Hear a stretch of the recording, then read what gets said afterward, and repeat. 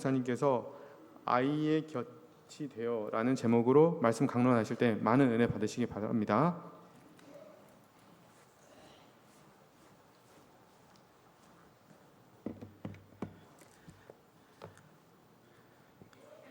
자주 보니까 감사한 것 같습니다. 예, 여러분 저녁 예배에 오신 분들 서로 인사 한번 나누시죠. 주의 이름으로 축복합니다. 환영합니다. 네, 인사 한번 나누시죠. 네, 여러분 귀한 자리에 또 초대해 주셔서 감사합니다. 사실 제가 뭐라고 이렇게 귀한 교회, 귀한 강단, 또 귀한 예배에 이렇게 초대받는지 모르겠습니다. 오늘 여러분과 함께 교사원신 예배로 드리는 가운데 제가 말씀으로 하나님을 섬기게 됐는데요. 여러분 앞에 나와 계시던 분들이 교사분들이신가요? 아까 특송하시던 분들이 제가 20살 넘어서 예수를 믿었습니다. 저희 어머니가 49 정도 되셨을 때 아버지가 한 1년 정도 폐암 말기 판정 받으시고 투병하시다가 세상을 떠나셨어요. 그때 저희 고모가 예수를 믿고 계셨는데 저희 고모가 당시에 외국에서 고모부하고 이제 벌목 사업을 하셨어요. 그래서 저희 아버지랑 통화하면서 내가 들어갈 때까지 기다려라, 죽으면 안 된다 이렇게 얘기했는데 저희 아버지가 무슨 자신감인지 내가 누나 올 때까지 안 죽는다, 와라 이렇게 얘기했어요. 제 생각에 그때 고모가 한국 와서 예수 믿게 하려고 하셨던 것 같아요. 근데 고모가 오시기 전에 저희 아버지 세상을 떠났습니다. 그게 이제 고모도 한이 되고 가족들한테도 이제 사무치는 부분이 됐죠. 아무튼 저희 어머니 굉장히 고생을 많이 하셨어요. 아버지도 그 병마로 고통을 받으셨지만 저희 어머니가 생활 전선에 뛰어들고 그 모든 간병과 생활을 이런 짐을 다 지고 사시다가 이제 예수를 만나셨습니다. 저는 그때 당시에 아주 건방지게 어떻게 생각했냐면 우리 엄마 저렇게 힘드신데 종교라도 가지셔야지 이렇게 생각을 했어요. 그래서 잘 됐다. 어머니 이제 비빌 언덕도 없는데 종교를 의지하고 사시면 그래도 좀 위로가 되지 않으시겠나. 거기에 누구는 없죠? 저는 없었습니다. 어머니가 예수 믿자 그러시더라고요. 제가 왜 이러시냐 잘 믿으셔라, 저는 안 된다 이런 얘기를 하다가 어머니가 그때 저희가 이제 집이 다 망하고 신기하대요. 원래 가난했는데 더 가난해질 수도 있더라고요. 이거 밑에가 또 있구나 제가 생각하고 저희가 그때 막 지하에 살고 있었는데 어머니가 밤마다 안방문을 열고 들어와서 그 방문을 잠그고 계셨어요. 그리고 뭐 하시나 이렇게 들어보면 계속 우셔요. 사는 게 힘들어서 밤에 이렇게 서글프고 그래서 우시나 보다 이랬는데 그게 나중에 봤더니 기도를 하시는 거였더라고요. 또 기도도 저는 엄마가 형편도 너무 어렵고 우리 당장 하루 사는 게 너무 막막했었거든요. 그리고 길게 보면 답이 안 나오고 그래서 어머니가 이제 앞길이 막막하니까 이제 예수님 만나고 나서 예수님만 붙드시려고 하셨나 보다 했더니 또 그것도 기도하셨는데 저를 두고 기도를 굉장히 많이 하셨다 그러더라고요. 막내 저 녀석이 예수 믿게 해달라고 기도를 하셨다 그러더라고요. 아무튼 제가 그런 과정에서 여러분 예수를 믿게 됐는데 어머니의 기도를 통해서 어머니의 하나님은 이제 제 하나님으로 제가 이제 고백을 하는 순간까지 한 2, 3년 걸렸는데 여러분 제가 이렇게 예수님을 믿게 되기까지 그리고 믿고 나서 이렇게 쭉 성장해 오기까지 구간마다 제 신앙의 교사들이 있었어요. 교회의 교사라는 직분을 맡은 교사들도 계셨고요. 또 성도님들 한 분 한 분이 저에게 인생의 교사 역할이 되어주셨어요. 여러분 기도하는 사람, 여러분 교사 역할을 하는 겁니다. 어느 한 아이를 위해 내가 기도한다. 내가 그 아이에게 교사 역할을 하는 거예요. 그리고 교회 왔을 때 따뜻하게 안아준다. 여러분 그 교사 역할입니다. 우리가 교사라는 게 단순히 정보만 전달하는 사람이 아니죠. 한 사람의 신앙의 여정에 한 구간이든 한 점을 찍든 그 사람에게 하나님의 선물을 제공해서 이 사람이 신앙의 전진을 이룰 수 있도록 보탠다면 다 교사죠. 그런데다가 교사라는 직분까지 맡아서 여러분이 어떤 한 부서를 어떤 한 학생을 맡고 계시다면 그것만큼 영광스러운 게 저는 없다고 봅니다. 여러분 결국 하나님이 영광 받으신 거 뭘까요? 사람이거든요. 사람. 하나님의 은혜로 변화된 한 사람, 하나님 그걸로 영광 받으시거든요. 그래서 여러분 교사라는 직분은 저는 참 위대하다고 생각하고 그런 의미에서 여러분 새삼스럽지만 아까 여기 앞에 나와서 이렇게 교사로 헌신하는 그 분들, 그리고 또 곁에서 아이를 위해 기도하고 또 가정에서 아이를 양육한 부모님, 우리 모두에게 우리 다음 세대를 위해서 이 길을 함께 가자는 의미로 서로에게 격려의 박수 한번 주시면 좋겠습니다. 네, 좋습니다. 여러분, 제가 오늘 여러분과 함께 교사 헌신 예배로는 조금 생뚱맞은 본문이죠. 그 여호수아서 5장 9절 말씀을 함께 나누려고 하는데요. 여러분, 이게 시점이 언제인지 아시죠? 가나안 정복 직전입니다. 이제 레디 액션 하면 들어가서 땅 접수하는 거예요. 땅 접수하기 전에 하나님이 이스라엘에게 중요한 의식을 하나 치르셨죠. 그게 뭡니까? 할례입니다. 할례. 이 광야 2세대잖아요, 그렇죠? 이 할례 받지 않은 백성이었으니까 할례를 다 시켰는데, 할례를 하시고 나서 하나님이 그 백성에게 뭐라 그러시냐면, 내가 오늘 너에게 뭘 떠나가게 했다 그러시죠? 애굽의 수치를 떠나가게 했다. 애굽의 수치를 떠나가게 했다. 여러분, 이스라엘 백성이 애굽에 살았던 그 생활, 그 지울 수 없는 과거는 수치스러움 그 자체였습니다. 인간 이하의 대우를 받았죠.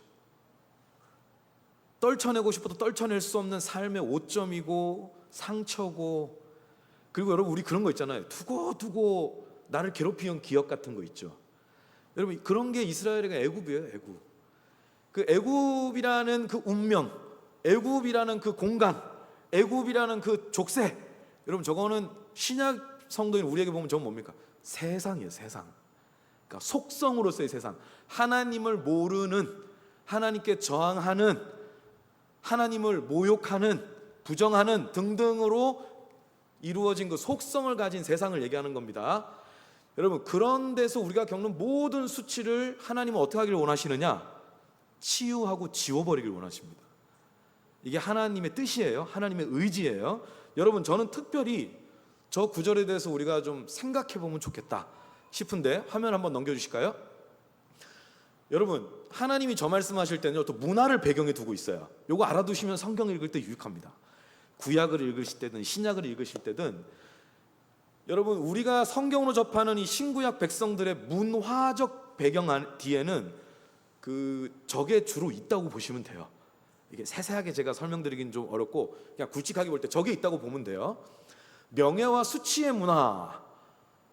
여러분, 우리도 한국 문화 이런 게 있잖아요, 그렇죠? 예, 뭐 전남 문화, 우리가 다 문화가 있단 말이에요. 여러분, 문화는 산소 같은 거예요. 보이지 않지만 분명히 있고요. 그걸 다 들이마시고 내쉬면서 삽니다. 이게 문화라는 건 물고기가 물에 사는 거하고 비슷한 거예요. 문화는 다 우리가 있습니다. 여러분, 그 중에 명예와 수치의 문화라는 건 뭐냐면 이런 거예요. 특별히 여러분, 저 명예와 수치의 문화는 전체가 중요한 문화권에서 많이 발견됩니다. 이게 뭔 뜻이냐면, 여러분, 이런 거 있죠. 여러분, 어디 모임 같은 데 가면 여러분의 개인의 개성, 의사 표현에 충실하세요? 아니면 전체 분위기를 잘 맞추고 조화를 이루려고 노력하세요? 전자입니까? 후자입니까? 뭐 물론 사람 나름이에요, 그죠? 사람 나름이고 컨디션 나름이에요. 나 오늘은 나 오늘 내 마음대로 살 거야 이렇게 생각할 수도 있지만, 여러분, 우린 되게 전체를 배려하죠, 그죠? 여러분, 바로 이런 문화권이에요. 이런 문화권, 특히 극동아시아 있죠. 중국, 한국, 일본, 이쪽은 좀 전체를 위한 개인의 희생, 이런 게 좀 높은 가치를 갖습니다. 예, 그리고 뭐 중동 뭐 이런 쪽도 이제 그래요. 여러분, 저건 그래서 서구보다는 아시아, 서구 사회보다는 이런 아시아권에 많이 있는 문화인데, 여러분, 이런 거예요. 한 사람이 세상에 태어나면 그 사람은 어떤 공동체 안에 있죠. 가장 빨리 누굽니까? 가까이 있는 부모, 그리고 그 부모가 문닫고 있는 집안, 지역, 그리고 사회, 뭐 국가, 이렇게 해서 그 한 사람은 작은 공동체보다 큰 공동체 그 안에서 태어난 거예요. 여러분, 이 한 사람이 태어날 때 공동체는 뭘 갖습니까? 기대를 갖습니다. 그럼 그 기대는 뭐가 기준일까요? 우리가 그동안 맞다고 여겨왔던 어떤 기준, 사람이 훌륭하게 사는 건 이런 거야.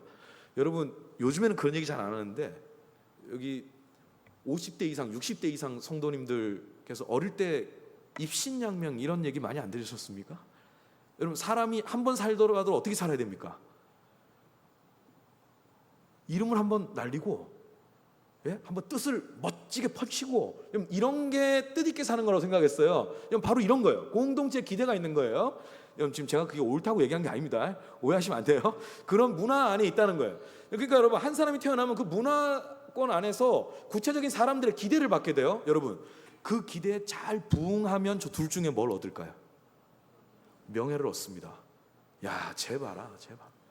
자랑이야, 자랑. 우리 가문에, 우리 지역에. 여러분, 지금도 시골 가면 누구네 집 둘째 아들 무슨 고시 패스, 뭐 어디 차관 취임, 여러분 이거 다 뭐 주는 겁니까?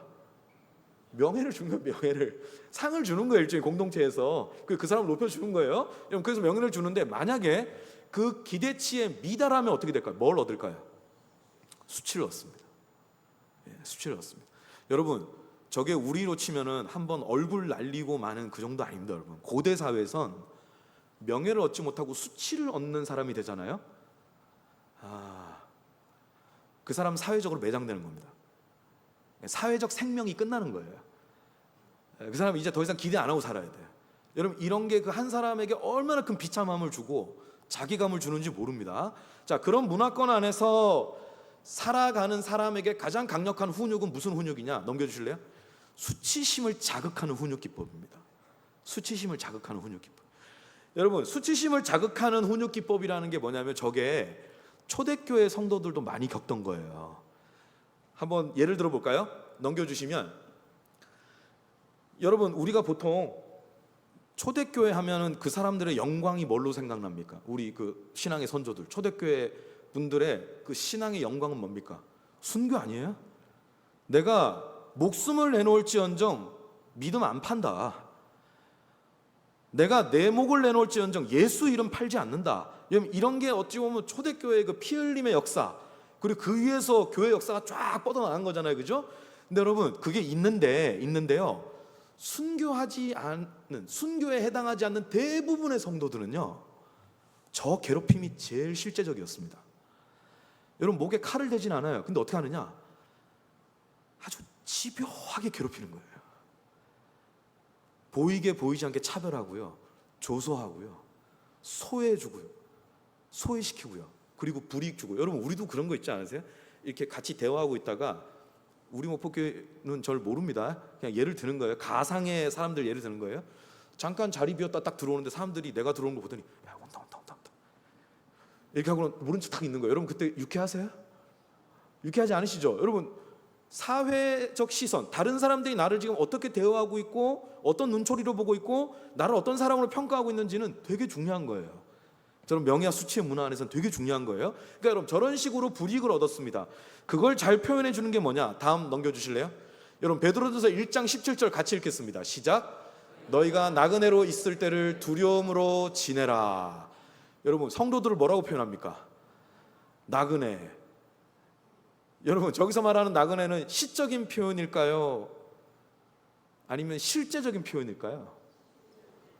여러분, 우리 노래 가사에도 옛날에 있었죠. 어르신들 좋아하는 노래 중에 인생은 나그네길, 뭐 어디로 왔다가 어디로 가는지, 아무튼 이제 이 뭐 얘기해봐야 소용없는 건데 여러분, 우리가 그런 문학적 표현도 하지만 저기서 말하는 나그네는 뭐냐면요, 아까 말씀드린 대로 예수 믿고 나서 사회적인 입지가 완전히 좁아진 성도들한테 하는 말이에요. 예수를 믿고 났더니 무지하게 사람을 갈구기 시작하는 거예요. 차별하고 소외하고 조소하고 불이익 주고 권리는 다 뺏어가고 의무는 계속 부과하고. 여러분, 그게 왜 그런 일이 벌어졌느냐? 베드로전서 1장 18절 밑에 있는 거 읽겠습니다. 시작. 너희 조상이 물려준 헛된 행실에서 대속함을 받은 것은. 여러분, 예수 믿었어요. 베드로가 지금 편지를 보내는 그 성도들은 예수 믿고 거룩한 백성이 됐거든요. 이제 거듭났어요. 근데 그 사람들이 어디에서 해방됐다고 나옵니까? 너희 조상이 물려준 헛된 행실. 여러분, 이게 바로 공동체의 기대예요. 남자는 이렇게 사는 게 성공하는 거예요. 여자는 이렇게 사는 게 성공하는 거예요. 가정은 이 정도를 갖춰야 제대로 된 가정이에요. 자녀는 이 정도 키워내야 잘 키운 거야, 등등. 그 공동체가 대대로 물려오고 고수하고 있던 수많은 기준들이 있는 거예요. 이 사람들 그게 맞다고 생각하고 살았어요. 그런데 어느 날 사도들이 전하는 복음을 들은 거예요. 복음을 듣고 나니까 눈이 떠지는 거예요. 내가 그동안 맞다고 생각했고 그것 때문에 막 나를 혹사시키고 애쓰고 이랬던 게 다 헛되구나 라는 걸 깨달은 거예요. 그러면 진짜는 어디 있느냐? 예수 안에 있다. 예수님 안에 진짜 생명이 있고 진짜 삶이 있고 진짜 뜻이 있고 진짜 의미가 있고 이렇게 해야 내 삶이 새로워지는구나 해서 그전까지 몸담고 살고 잘 따랐던 거 다 떠난 거예요. 이 사람들이 몸은 그대로 있어요. 근데 가치관이 완전히 바뀐 거예요. 그러니까 여러분 공동체에서 어떻게 할까요? 여러분 이거 아셔야 됩니다. 전체가 강한 사회는요, 누가 우리가 그동안 중요하게 생각해왔던 거에 대해서 이탈을 하잖아요. 기가 막히게 포착합니다. 이탈자를 찾아서 어떻게 하느냐? 훈육에 들어가는 겁니다. 수치심을 자극해요. 그냥 차별하고 불이익 주고. 여러분 나를 괴롭히면 견딜 수 있어요. 그 다음 누구 괴롭힐까요? 나 괴롭혀서 말 안 들으면 내 배우자, 내 부모 모욕하고 내 자식 건들고 이러면요 사람이 신앙의 체력이 떨어집니다. 예, 비난을 받는 것도 하루 이틀이죠. 내가 괴로운 건 내가 참아요. 근데 내가 사랑하는 사람들까지 싸잡아서 모욕당하고 막 모함받고 이러면요 사람이 신앙의 체력이 계속 떨어져요. 여러분 이게 바로 수치심에 다 무릎 꿇게 되는 거예요. 여러분 수치심 왜 줍니까? 더러우면 말 들으란 뜻이에요. 그거 꼬아? 그러면 돌아와. 원래 살던 대로 살아. 이렇게 메시지가 여기서 이제 들어가게 되는 겁니다. 여러분 자꾸 수치심 그러는데 수치심이 뭐냐? 제가 설명 좀 드릴게요. 여러분 수치심 이렇게 보시면 됩니다. 사람은 누구나 사랑받아야 하고요, 인정받아야 합니다. 그리고 누군가를 사랑을 줘야 하고 인정해 줄 필요가 있습니다. 여러분 죄송해요. 제가 나약한 목사라 그런지 몰라도 제가 여러분께 꼭 드리고 싶은 말씀이 있습니다. 여러분 이건 저만의 얘기일 수 있어요. 여기 우리 영국교회 계신 목사님도 아닐 수 있습니다. 여러분 목사도요 사랑받아야 사랑할 수 있습니다. 여러분 이렇게 무한정 사랑이 넘치는 하나님밖에 안 계세요. 여러분 부모도 어떨까요? 사랑을 간직해야 받아야 자식한테 사랑 줄 수 있어요. 우린 다 사랑이 필요한 사람들이에요. 그래야 줄 수 있는 거예요. 근데 여러분 수치심은 뭐냐? 바로 내가 사랑받을 수 없는 사람이라는 걸 확인할 때 느끼는 통증이에요. 내가 인정 못 받아요. 이 사람들한테 나 사랑 못 받아요. 이유가 뭐냐? 내가 문제가 있는 거예요. 내가 뭔가 부족해요. 사람들이 기대한 게 있는데 그걸 제대로 해내지를 못해요. 그게 사람이 느끼는 게 그게 여러분 수치심입니다. 수치심. 그래서 저게요 생각보다 굉장히 강력한 감정이에요. 저게 한번 동력이 돌아가잖아요. 저거 사람을 움직입니다. 충분히 움직이고 남습니다. 그러면 여러분 저 수치심을 잘 이해하는 사회나 사람은 어떻게 할까요? 저걸 활용해서 사람을 움직이려고 합니다. 왜냐? 저거 사람한테 굉장히 강한 감정이거든요. 저것만 잘 이용하면 사람이 내가 원하는 대로 조정이 돼요. 그래서 여러분 저게 상당히 우리가 생각해 볼 만한 문제입니다. 자, 예를 하나 들어드릴게요. 다음 한번 보여주실래요? 여러분 저게 지금 어디 같으세요? 이게 실제로 우리가 사는 세상에 벌어지는 일입니다. 수치심을 자극하는 방식, 수치심으로 사람을 길들이는 방식이에요. 여러분 저희가 어디냐면 팔레스타인 사람들이 이스라엘 그 땅 쪽으로 들어가고 나올 때 통과하는 체크포인트입니다. 거기서 이제 도장 받고 들어가고 나올 때 도장 받고 나오는 거예요. 여러분 근데 그 들어가는 통로를 좀 넓게 만들고 기다리는 사람들은 좀 소파에 앉아 있고 자기 순서 오면 변호법 이렇게 들고 가서 이거 받아서 들어가면 얼마나 좋습니까? 그렇게 안 해줘요. 닭장처럼 조그맣게 만들어요. 그리고 거기에 다 이렇게 짐승이 길 통과하듯이 이렇게 껴가지고 통과하게 만듭니다. 여러분 그 길 좀 넓게 만들면 안 되죠? 땅 넓거든요. 여러분 왜 저렇게 할까요? 수치심을 느끼게 하는 거예요. 너는 이런 대우 받아도 돼. 여러분 사람이 수치심을 계속 자극받으면요 자존감이 해체됩니다. 내가 나를 지키는 힘이 약해져요. 그러니까 그걸 계속 메시지로 주는 거예요. 저 통과하는 방식 자체에서. 그리고 쓸데없이 알몸 검사예요. 옷 벗어. 저거 발 내리잖아요. 그래가지고 사람한테 계속 이 수치심을 느끼게 만드는 거예요. 그래서 통제하는 거예요. 여러분 저게 저런 방식으로 작동할 수 있다는 예를 들어드리는 겁니다. 자, 그리고 또 하나 보여드릴게요. 여러분 그 들어오셨는지 모르겠는데 일본에요 인간 증발이라는 현상이 있습니다. 저게 내셔널 지오그래픽에서도 막 다큐 찍고 그랬어요. 상당히 사회적으로 저기 문제가 되는 현상이라. 뭐냐면 여러분 물이 증발하면 어떻게 되죠? 물이 증발하면 사라지는 거잖아요. 인간이 그럼 증발했다는 건 무슨 뜻입니까? 어느 날 아무도 모르게 사라진 거예요. 아침에 일어나 보니 사람이 없어졌어요. 연락도 안 돼요. 추적도 안 돼요. 왜 그럴까요? 조용히 도망가서 신분을 세탁해서 완전히 새로운 사람으로 아무도 모르는 곳에 가서 살아가는 사람들이 있습니다. 그리고 거기에서 때로는 극단적인 선택을 하는 사람들도 있어요. 여러분, 저 사람들 왜 저렇게 살까? 도망가는 사람들의 대부분의 케이스가 뭐냐? 사업이 망하거나, 여러분 살다 보면 그럴 수 있잖아요. 자기가 잘하고 싶었지만 안 될 때가 있죠. 잘 다니던 직장에서 실직을 하는 경우도 있습니다. 혹은 청년인데 구직 활동을 하다가 그 구직 활동 기간이 너무 길어질 수도 있어요. 이 사람이 살면서 다 일어날 수 있는 일이에요. 이게 뭐 크게 문제가 될 일은 아니에요. 그럴 수 있는, 그리고 혹은 결혼을 하다가 뭐 이게 좀 안 좋은 가정이 깨지는 경험을 했다거나 이런 등등을 했는데, 저 도망가는 사람들은 뭐냐? 자기가 지금 안고 있는 그 문제 있죠. 그게 실직이든 뭐 가정의 파괴든 뭐든 자기가 안고 있는 이 문제가 자기가 살아온 집안에서 기준으로 볼 때 완전히 수치스러운 상태가 되는 거예요. 그러니까 그걸 견디지 못하니까 도망가 버리는 거예요. 네, 도망가 버리는 거예요. 여러분, 제가 왜 이 수치심 얘기를 줄기차게 할까요? 여러분, 우리 아이들이 크면서 알게 모르게 저 수치심에 굉장히 많이 노출됩니다. 그래서 좀 사회 작동 논리 중에 하나예요. 작동 원리 중에 하나예요. 여러분, 아이들이 어떤 데서 수치심을 자기가 알게, 때로는 모르게 느낄까요? 예를 들어 볼까요? 여러분, 그 페이스북이라고 아시죠? SNS, 아이들도 많아요, 성인들도 많이 하는. 페이스북 회사에서 또 운영하는 게 그 인스타그램이거든요. 여러분, 이게 나중에 내부 고발자가 나와서 한번 발칵 뒤집힌 게 하나 있어요. 그게 뭐냐면, 페이스북이 아무튼 자기들이 운영하는 이 SNS에서 청소년들의 심리에 어떤 부정적 영향을 주는 것들이 있는가를 조사한 게 있어요. 그 결과가 뭐냐? 굉장히 안 좋다. 청소년들한테 굉장히 안 좋다. 이 SNS의 안에 메커니즘이 아이들에게 안 좋다라는 결론이 나는데, 이 사람들 그거 묻었어요. 묻었는데 이게 내부 고발자 때문에 밖으로 터졌습니다. 그게 난리가 난 거예요. 근데 여러분, 그 SNS가 청소년들한테 주는 악영향 중에 하나가 뭔지 아십니까? 수치심이에요. 여러분, SNS 같은 거 보잖아요. 세상에 잘 나가고 행복한 사람들 투성이에요.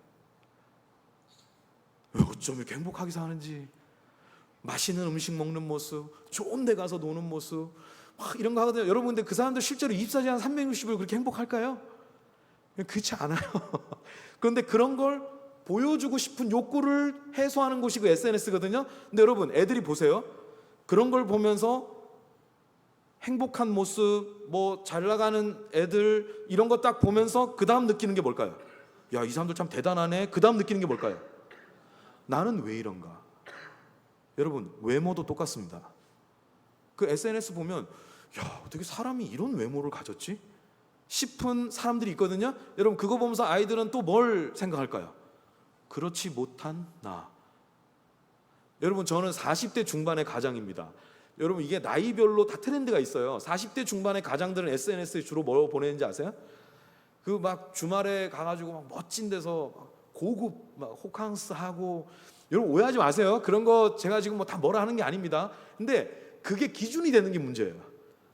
마치 그 정도 살아야 제대로 가장의 역할을 하고 있는 것처럼, 마치 그 정도는 해야 행복한 부부의 모습인 것처럼, 좋은 아빠의 모델이 되는 것처럼, 거기에 다 이런 기준점이 제시되어 있어요.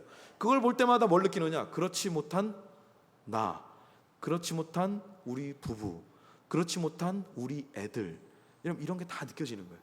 여러분, 애들이 크면서 저런 거 상당히 많이 느끼게 됩니다.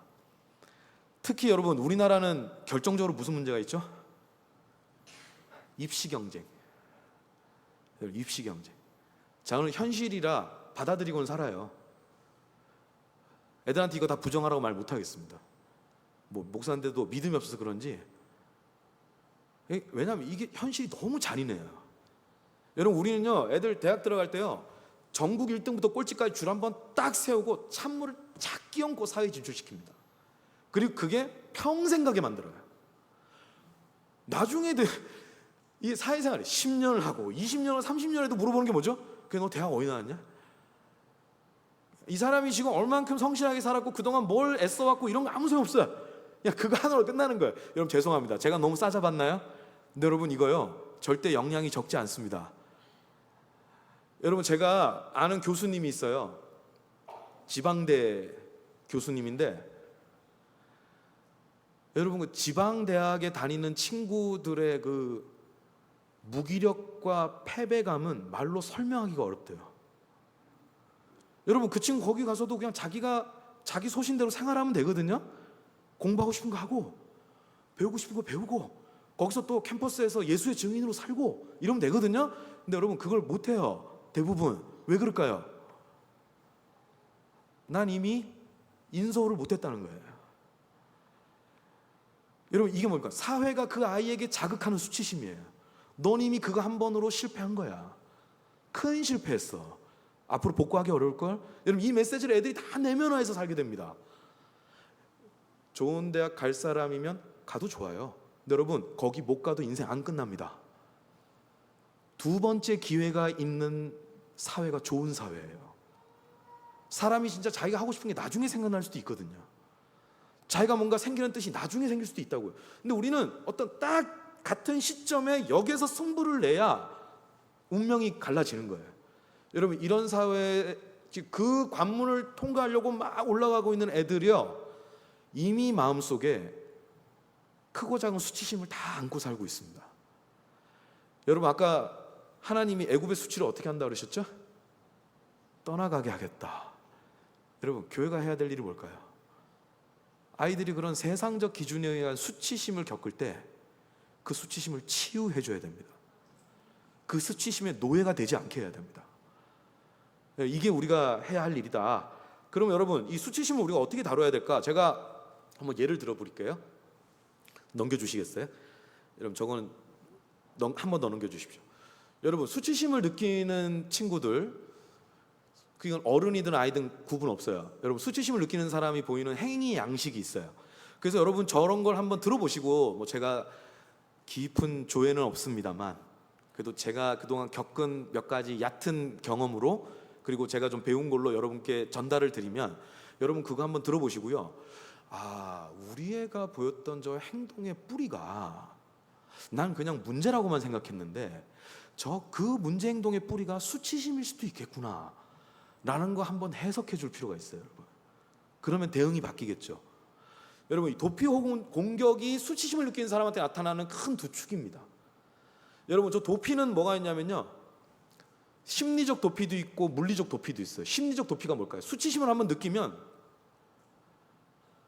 게임을 하는데 여러분 애들 게임 다 좋아하죠?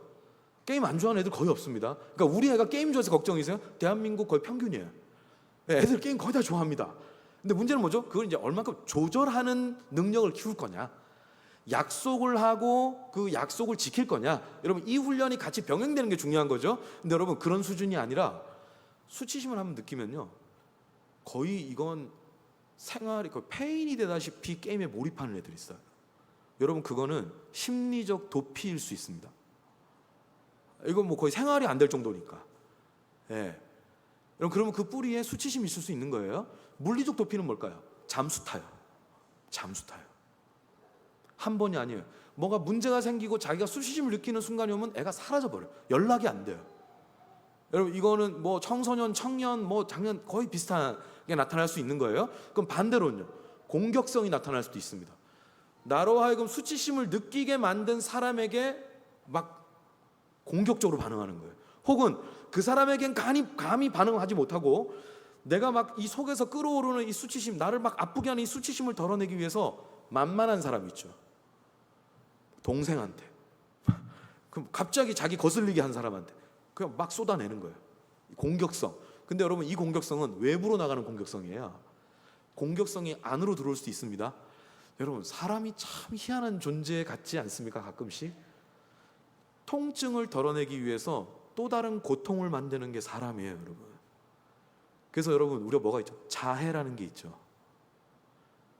여러분 그거 왜 합니까? 자기 안에 느끼는 뭐 어떤 고통을 잊고 싶은 거예요.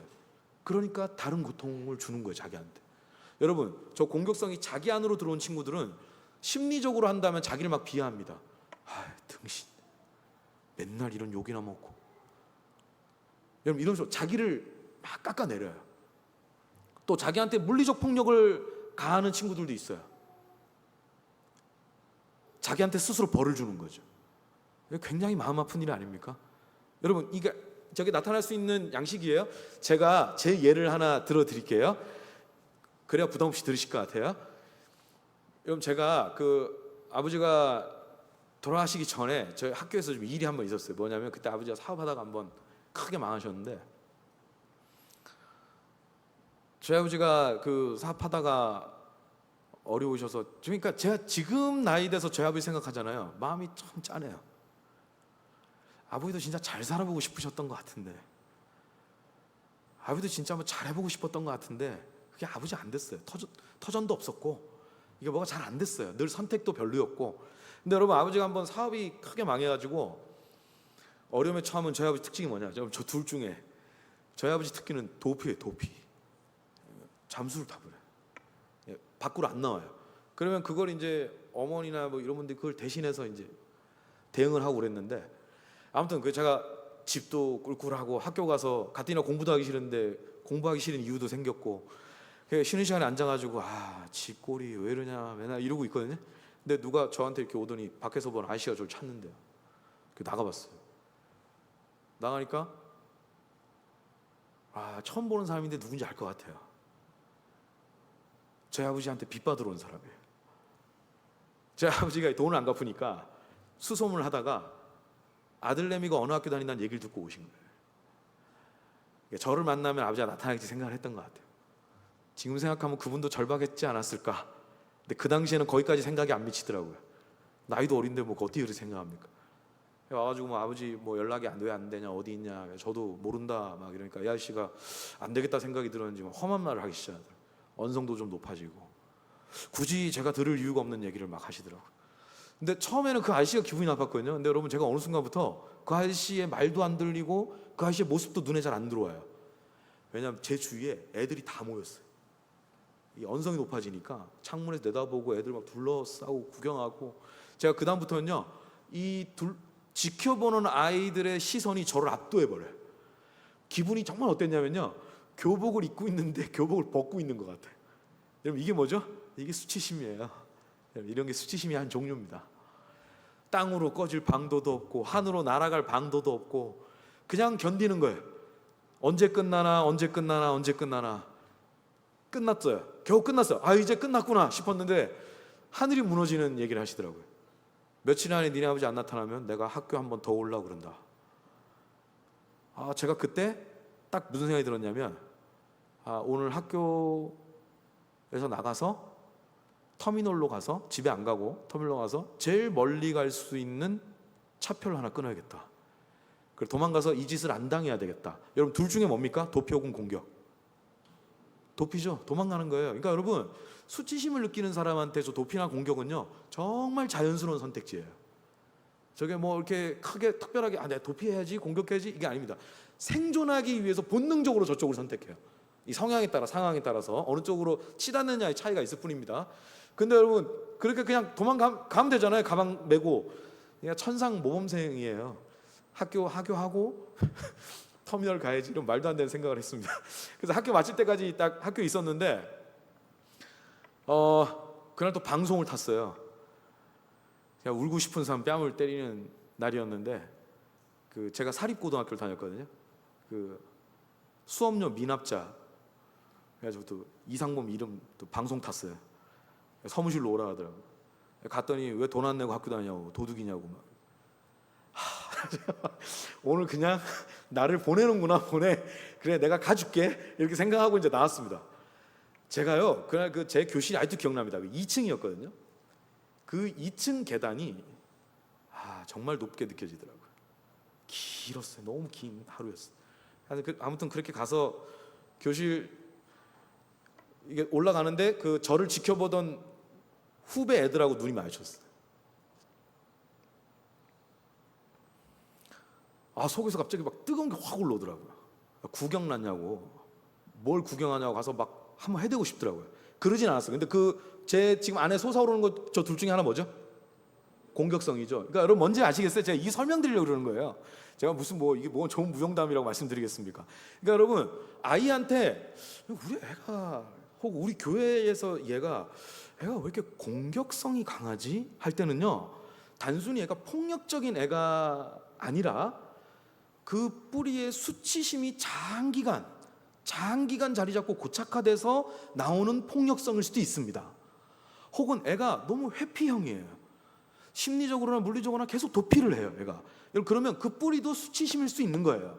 여러분, 그 수치심을 겪고 있는 아이들한테는요, 우리가 정말 하늘의 은혜를 구해야 됩니다.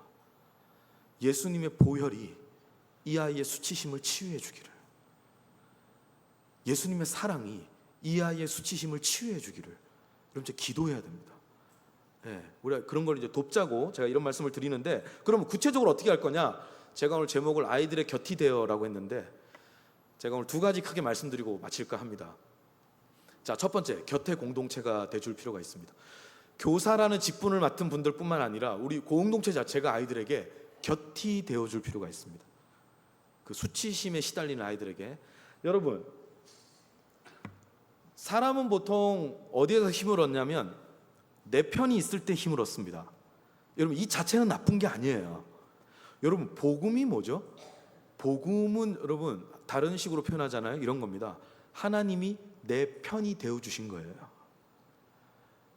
원래 내가 그럴 만한 사람이 아니거든요. 근데 하나님이 난 오늘부터 네 편이야 라고 해주시는 게, 예수 그리스도를 통해서 은혜로 난 이제 네 편이야 라고 해주는 게, 그게 의롭다 해주시는 거잖아요. 그게 여러분, 그게 복음입니다. 그러니까 우리가 복음에서도 위로를 받고 치유를 받고 새 삶을 선물 받은 게 다 편의 은혜가 있는 거예요. 그런데 여러분, 이거 잘 생각하셔야 돼요.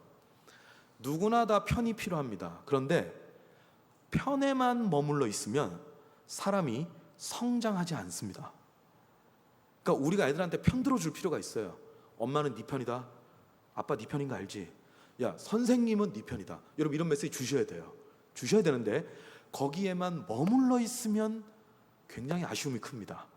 아이들이 어느 순간까지는 성장하는데 그 이상 못 넘어갈 때가 되게 많아요. 이게 우리가 이제 교육을 해보면 많이 느끼죠.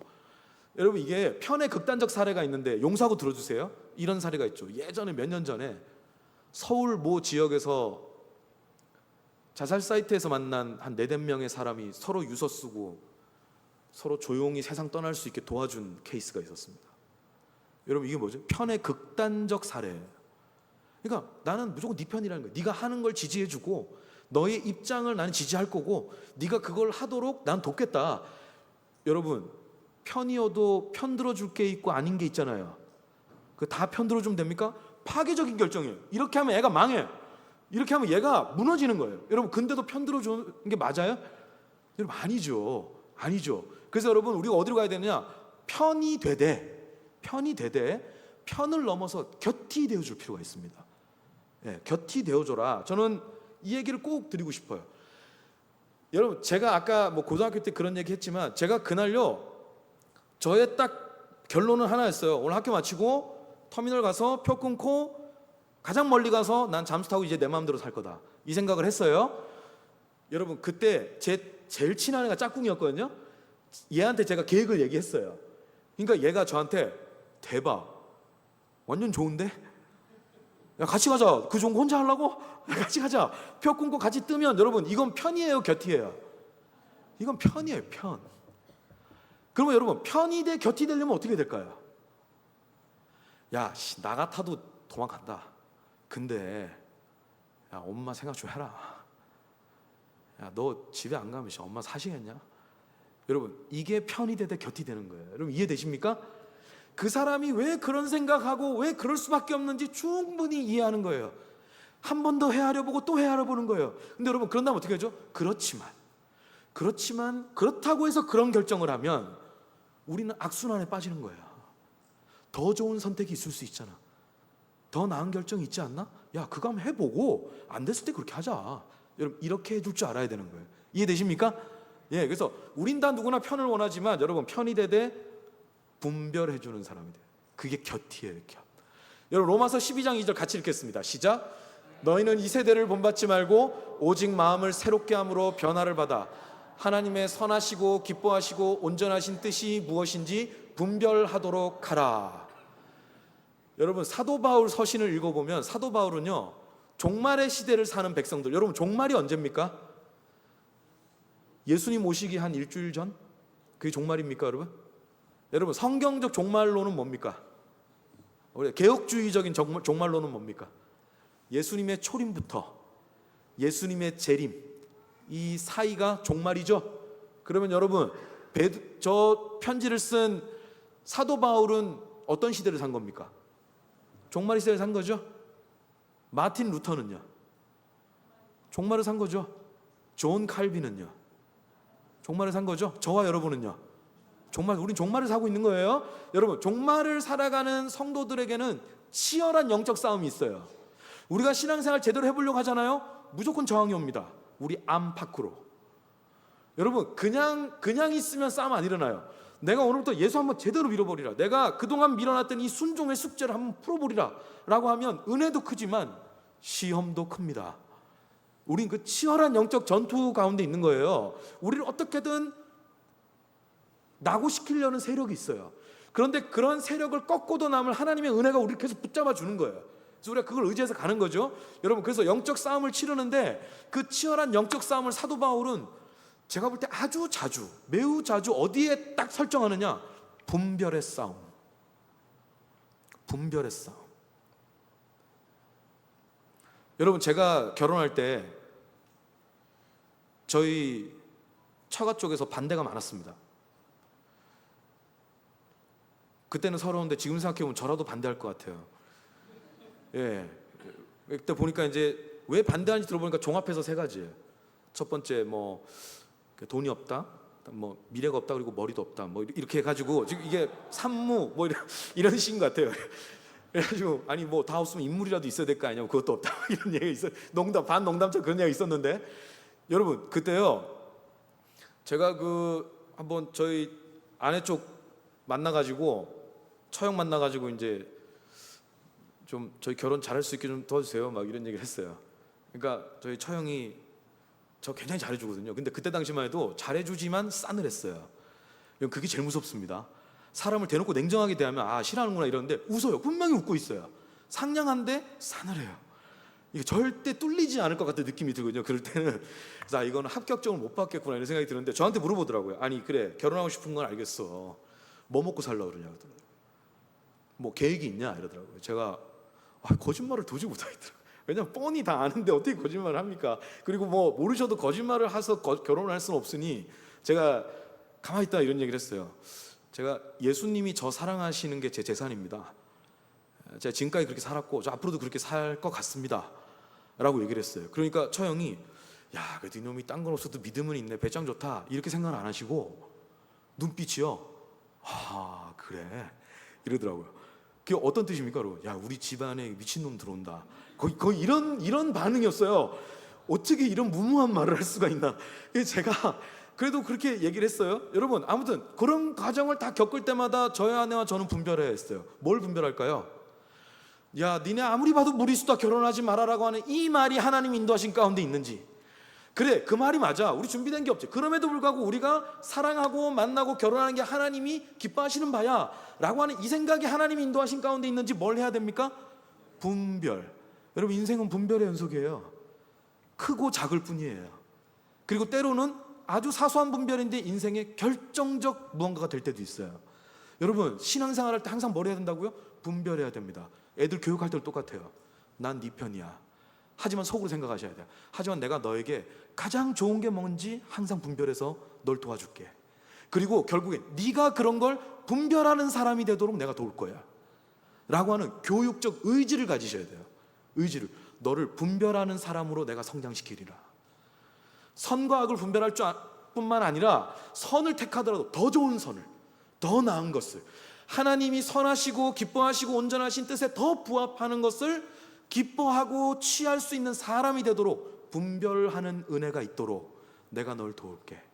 여러분, 이게 부모와 교사와 온 공동체에게 다음 세대를 향한 마음으로서 있기를 빌겠습니다. 여러분, 분별해야 됩니다. 분별. 그래서 여러분, 이거 가정 분위기로 제가 하나만 말씀드릴게요. 하나 넘겨주실래요? 여러분 교회에서 대화를 하든 가정에서 대화하든 여러분 저 분위기 좀 분위기를 분별하라고 죄송하긴 한데 여러분 가정에서 애들이랑 나누는 대화가 혹은 교회에서 애들이랑 나누는 대화가 성취지향적인지 성장지향적인지 여러분 생각해 보십시오. 성취지향적은 뭔 얘기인지 아시겠죠? 뭔가를 이루어내는 거예요. 그리고 목표를 달성해내는 거예요. 여러분 이런 거 있잖아요, 그죠? 그래서 여러분 애들한테 애들이니까 동기부여로 이번에 시험 95점 이상 맞으면 아빠가 진짜 게임 사양 그래픽 끝내주는 걸로 내가 데스크탑 하나 쏜다. 여러분 이런 거 할 수 있어요. 할 수 있는데 자주 하시면 절대로 안 돼요. 예, 그런 보상은 좋은 보상이 아니에요. 여러분 보상이 나쁜 게 아니라 좋은 보상을 해줘야 돼요. 좋은 보상. 이게 너무 뭐라 그럴까 좀 제가 표현이 좀 죄송해서 여러분 너무 저열한 보상을 해주면 안 돼요. 여러분 진짜 좋은 보상이 그걸로 보람을 느낄 줄 알아야 되거든요.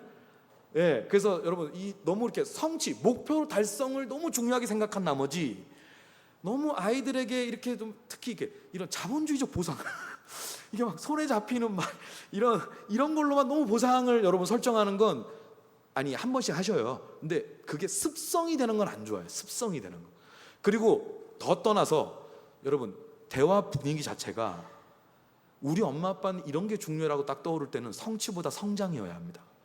여러분 둘 차이가 뭘까요? 성취지향적 분위기는 경쟁적이에요. 다른 누군가보다 얼만큼 어떻게 잘했느냐. 그리고 쟤는 잘하는데 왜 나는 이렇게 못하느냐. 이런 게 여기 베이스에 많이 깔려 있죠. 여러분 성장지향적 분위기에는 다른 사람을 비교의 대상으로 삼지 않습니다. 여러분 성장지향적 분위기에서는 비교의 대상이 누굴까요? 나예요, 나. 근데 특별히 어떤 나? 과거의 나. 여러분 과거의 나와 지금의 나를 비교해서 하나님이 나를 얼마나 어떻게 성장시키고 있는지 은혜를 읽어내는 사람이 되어야 돼요. 나는 그냥 시간 보낸 것 같은데 하나님은 시간 속에서 일하셨다. 이런 걸 믿을 줄 알아야 돼요. 아이들이 이런 걸 해석할 줄 알면 이게 성숙해지는 거예요. 그래서 여러분 아이들한테 성취보다는 성장을 잘 읽어내는 사람이 되도록. 그리고 그걸 발견 잘 못하거든요. 애들은 교사는 읽어줘야 돼요. 야, 너 생각해봐. 1년 전만 해도 너 선생님 만났을 때 기도라도 했냐? 너 대표 기도 시키면 엄청 힘들었잖아. 요즘 봐봐라, 너 기도하잖아. 야, 이거 다 성장한 거야. 여러분 하다못해 이런 얘기라도 아이들의 그 작지만 의미 있고 은혜로운 그 성장의 포인트들을 여러분이 읽어낼 필요가 있습니다. 그래서 여러분 애들이요 누구보다 못한 나 때문에 무너지게 하시면 안 돼요. 그런 거 다 나 인정되는데 난 적어도 과거의 나보다 지금의 나를 생각할 때 나는 전진하고 있어. 난 성장하고 있어. 난 더 하나님의 은혜를 겪고 있어 라는 걸 우리가 심어줄 수 있어야 한다. 여러분 제가 유명한 분 그 말 하나 띄워드릴게요. 여러분 이제 에이브라함 링컨이잖아요. 되게 유명한 인물인데 저분이 저런 얘기했습니다. 저는 느리게 가는 편입니다. 주위 사람들이 답답했나 봐요. 왜 이렇게 빨리빨리 이걸 안 하시냐고. 그러니까 나는 원래 좀 느린 편이다. 근데 그 다음 말이 핵심이에요. 근데 절대로 뒷걸음질 친 법이 없다. 여러분 저는 저게 핵심이라고 봅니다. 여러분 애들 성장 속도가 다 똑같은 게 정상입니까? 여러분 애들 키 크는 순서가 다 똑같은가요? 예, 우리 막 저기 주일학교 5학년 되면 애들이 키가 다 5학년 키로 다 이렇게 됩니까? 여러분 애들은요 다 키 크는 순서도 다르고요 속도도 다르고요 이게 다 달라 주어진 게 달라요. 여러분 그 몸의 성장 속도가 다르다는 건 우리가 다 알면서 왜 내면의 성장 속도가 다르다는 건 자주 잊을까요? 여러분 애들이 내면이 무르익어가는 속도도 다 다릅니다. 중요한 건 뭐죠? 빠르냐 느리느냐가 아니에요. 뒷걸음질 치지 않는다. 이게 핵심이에요. 느려도 괜찮아. 한 걸음이라도 가면 되는 거야. 여러분 이런 게 그 아이들한테 힘을 북돋아줘요. 그래서 그걸 읽어내고 말해줄 수 있는 사람들이 되면 좋겠다. 여러분 제가 시간이 여러분 또 제가 언제 뵙겠습니까? 제가 이거 마지막 하나 다 하고 제가 미움받고 시원하게 떠나겠습니다. 자, 두 번째 이게 마지막입니다. 존귀함 되새기기. 제가 처음에는 곁이 되어줘라 분별을 할 수 있는 그 분별을 해주는 그리고 분별의 힘을 갖추는 곁이 되어줘라라고 했고요. 이제 두 번째입니다. 여러분 아이들한테요 존귀함을 되새겨 주십시오. 내가 얼마나 존귀한 사람인지, 내가 얼마나 소중한 존재인지. 여러분, 자기를 지키는 힘은 어디서 오냐면 자기가 얼마나 존귀한지 알 때 옵니다. 이래야 자기를 지킬 줄 알아요. 자, 존귀함이 뭐냐? 여러분, 이거 그림 한번 보여드릴게요. 여러분, 우린 보통 이렇게 우리가 살아가는 세상은요, 이 사람의 존귀함이 어떤 사회적, 경제적, 뭐 계층적, 뭐 여기 뭐 학벌 이런 재산 다 포함해서 이렇게 뭔가 이렇게 계단 올라가듯이 그 사람의 인생의 존귀함을 이렇게 측정을 합니다. 여러분, 저기에서 결국 작동하는 건 뭐냐면 값이에요. 값. 여러분, 우리가 살아가는 세상은 수많은 값이 있습니다. 이게 야구든 뭐 스포츠도 여러분, 프리시즌 되면 그 이제 시즌이 딱 정규 시즌 끝나면 그 다음에 뭐가 이슈죠? 선수들 이적, 몸값. 우리가 보면서 막 신문 기사 하면서 와, 이번에 이렇게 바꾸고 가는 거야? 혹은 야, 이 꺾였네, 확실히 꺾였어 이 사람. 여러분 막 이런 얘기 하잖아요. 여러분, 이 몸값이 왜 중요해요? 그 사람의 가치거든요. 그게 이 선수를 어떤 선수로 봐주느냐는 그 몸값에서 결정되는 거예요. 이게 여러분, 우리가 사는 세상의 그 원칙입니다. 원칙. 그리고 여러분, 집값, 어디가 좋은 집입니까? 말씀 안 하실 거예요. 저도 말 안 할 거예요. 근데 우리가 다 알고 있는 거. 여러분, 이게 참 서글픈 거예요. 어디가 좋은 집일까? 여러분, 이런 생각 해보셨어요? 여러분, 소위 부동산 시장에서 값이 잘 쳐지는 집이 좋은 집이냐? 정말 그럴까요? 정말 그럴까요? 여러분, 이런 것 좀 한 번쯤은 생각해 볼 필요가 있습니다. 여러분, 노동값이라는 게 있죠. 우리 월급 받는 게 노동값이잖아요. 내가 일한, 그리고 내가 우리 조직에서 뭐 중요한 어떤 한 일원이라는 것, 그걸 인정받는 게 다 노동값이잖아요. 그렇죠? 근데 여러분, 이 세상은 또 어떻게 하죠? 똑같은 근로를 하는데도 임금을 다르게 주는 쪽으로 또 가고, 이게 막 우리가 갈등이 생기고 그러잖아요. 여러분, 왜 그게 갈등이 생깁니까? 사람마다 저게 중요한 거예요. 저게 나를 인정해 주는 거거든요. 저게 다 중요한 거예요. 자리값도 있습니다. 여러분, 제가 아는 분이 그 길에서 이렇게 포장마차 같은 걸 놓고 거기에서 이제 추억의 과자 이런 걸 놓고 팔았었어요. 세상에, 그거 공유지거든요. 거기도 자리값이 있어요.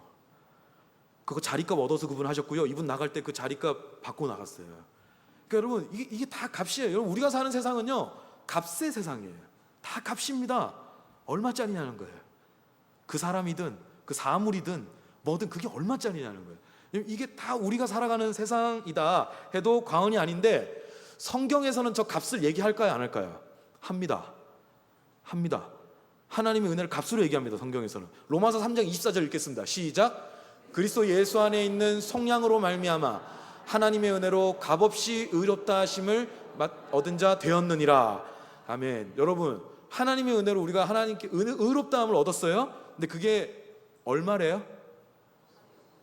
값없다는 건 얼마짜리라는 거예요? 빵원이면 뭡니까? 공짜예요. 여러분, 마트 같은 데 가면 공짜로 주는 거 보통 어떻습니까? 이 귀한 걸 공짜로, 그런 일이 있던가요? 여러분, 없죠? 공짜는 다 뭐죠? 아유, 이걸 준다고 누가 갔냐, 너나 가져라. 여러분, 이런 생각 드는 게 보통 공짜고, 혹은 좋은 이벤트는 뭐죠? 1+1. 하나는 돈 주고 하나는 공짜. 이렇게 더 이런 공짜도 있어요. 여러분, 우리가요, 쉽게 말하면 돈 들여서 만든 제품을 돈을 안 받고 판다라는 건 다 그 안에 뭔가가 있는 거예요. 그죠? 여러분, 우리가 공짜라는 건 누가 좋은 인식이 아닙니다. 근데 여러분, 하나님 뭐라고 그러시냐면 우리에게 은혜를 주신데 그걸 값없이 주신대요. 값없다라는 게 무슨 뜻일까요? 다음 말씀 보겠습니다. 함께 읽으실게요. 시작. 오직 흠없고 점없는 어린 양 같은 그리스도의 보배로운 피로 된 것이니라. 아멘. 여러분, 저 은혜의 실체, 그 핵심, 심장부에, 복음의 심장부에 뭐가 있습니까? 그리스도의 보혈이 있거든요. 그리스도의 십자가가 있어요. 근데 여러분, 저 보혈이 어떤 보혈이래요? 피가 어떤 피래요? 보배로운 피. 여러분, 보배롭다는 게 뭡니까? 비싸다, 겁나 값지다, 이런 뜻이죠. 그래서 여러분, 성경에서 말하는 값 없음은 따라해 보실래요? 값 비쌈, 값 치를 수 없음. 여러분, 하나님 왜 값없이 주셨느냐? 아무도 이 값을 치를 수 없습니다. 너무 비싼 거라서. 그 비싼 게 뭐죠? 아들의 피예요. 하나님의 아들의 피. 이걸 어떤 사람이 돈을 지불하고 내 그 피 사겠소 라고 말할 수 있을까요? 절대 못 삽니다. 그러니까 하나님 어떻게 해줘? 그래서 값없이 주신 거예요. 여러분, 저게 우리가 받은 은혜입니다. 그러면 여러분, 우리의 자존감은 뭐가 결정해야 되느냐? 십자가가 결정해야 됩니다. 세상이 설정하는 수많은 값이 우리 삶에 영향을 주는 건 사실입니다. 우리에게 어떤 실익을 주는 것도 사실입니다. 손해를 주는 것도 사실이고요. 현실 인정합니다. 근데 여러분, 그게 결정적인 게 돼서는 안 돼요. 여러분의 근본적 자존감은 어디서 와야 되느냐? 다른 여타의 값이 아니라 예수님의 피값이어야 합니다. 예수님의 보혈의 가치가 내가 얼마나 존귀한 사람인지를 보여주는 거예요. 여러분, 아무리 세상에 값 나가는 걸 많이 갖고 있어도요, 예수님의 피값을 내 자존감의 근원으로 삼지 못하면 그 사람 헐벗은 사람입니다. 그 사람 정말 가난한 사람입니다. 여러분, 우리의 가치가 저기서 결정되는 거예요. 십자가에서 결정된다. 제가 그림 하나 보여드리겠습니다. 이제 저희 마지막으로 왔는데요, 여러분, 저게 누구의 그림인지 아시죠? 렘브란트라는 사람이 그린 그림이잖아요. 제목은 제가 크게 써놨습니다. 탕자의 기환. 예수님의 탕자 비유를 이제 아버지와 아들이 그 제외하는 장면을 렘브란트가 딱 그려놓은 거예요. 여러분, 저기 보면은 누가 아버지입니까? 빨간 망토로 이렇게 팔을 두 개 딱 감쌌는데, 여러분 나중에 저거 인터넷 검색해서 한번 이렇게 확대해서 보세요. 손 두 개가 크기가 달라요. 아버지의 손이 아들을 감싸고 등에 감싼 손 있죠. 하나는 부드러운 여성의 모양, 여성의 손이에요. 하나는 굵고 뭔가 이렇게 힘이 느껴지는 손이에요. 이 두 개가 뭘까요? 어머니의 마음, 아버지의 마음. 예, 이걸 담은 거예요. 하나님의 마음을 담은 거예요. 그래서 이걸 딱 감싸고 있고요. 그리고 그 안겨 있는 사람이 누굽니까? 저 뒤통수 저랑 비슷하게 생겨서 이렇게 신발 다 벗겨져 있고 이렇게 딱 안겨 있는 사람이 누굽니까? 둘째 아들이고, 옆에 여러분 탁 째려보면서 이렇게 보고 아버지랑 비슷한 망토 입고 있는 사람이 누구죠? 첫째 아들. 예, 나중에 밝혀진, 몸은 가출을 안 하는데 마음을 가출했던 사람. 가까이 있지만 마음은 훨씬 멀리, 마음이 가출한 사람이에요. 그러니까 여러분, 가출도 두 종류가 있는 거죠. 몸의 가출이 있고 마음의 가출이 있는 거예요. 여러분, 근데 제가 지금 말씀드리고 싶은 게 저거예요. 저 둘째 아들이 지금 꼴이 어때요? 진짜 탕진했다는 게 느껴지죠. 허름하고 뭐가 뭐 다 없어요. 근데 여러분 저 잘 보이시는지 모르겠는데, 안겨 있는 아들 이 오른쪽 허리춤에 뭐가 이렇게 있어요. 조그만하게.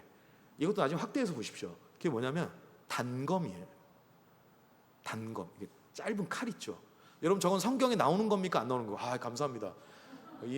탁월합니다, 방송실.